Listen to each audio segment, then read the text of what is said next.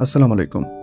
২০২২ সালে ফিফা বিশ্বকাপের মতো এত বড় টুর্নামেন্ট সফলভাবে আয়োজন করে গোটা বিশ্বকে তাক লাগিয়ে দিয়েছিল কাতার। এবার কাতারের দেখানো পথেই হাঁটছে আরেক মরুর দেশ সৌদি আরব।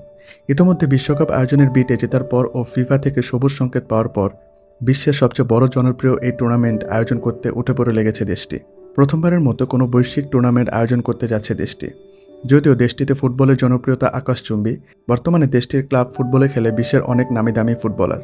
পর্তুগিজ তারকা ক্রিস্টিয়ানো রোনালদো থেকে শুরু করে ফরাসি তারকা করিম বেনজেমার মতো ইউরোপ কাঁপানো ফুটবলার খেলে এখন এই দেশে, যার কারণে ২০৩৪ বিশ্বকাপ নিয়ে ভক্ত সমর্থকদের আগ্রহের শেষ নেই।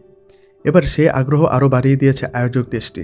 সৌদি বিশ্বকাপে অংশগ্রহণ করবে মোট ৪৮টি দল, যার কারণে একদিনে অনুষ্ঠিত হবে একাধিক ম্যাচ। সেই জন্য ১৫টি স্টেডিয়ামে বিশ্বকাপ আয়োজন করার পরিকল্পনা করছে দেশটি।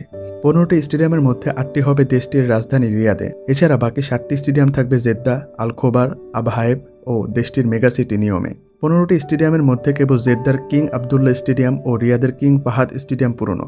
বাকি ১৩টি স্টেডিয়ামের কাজ খুব তাড়াতাড়ি শুরু করবে জানায় দেশটি। আসসালামু আলাইকুম।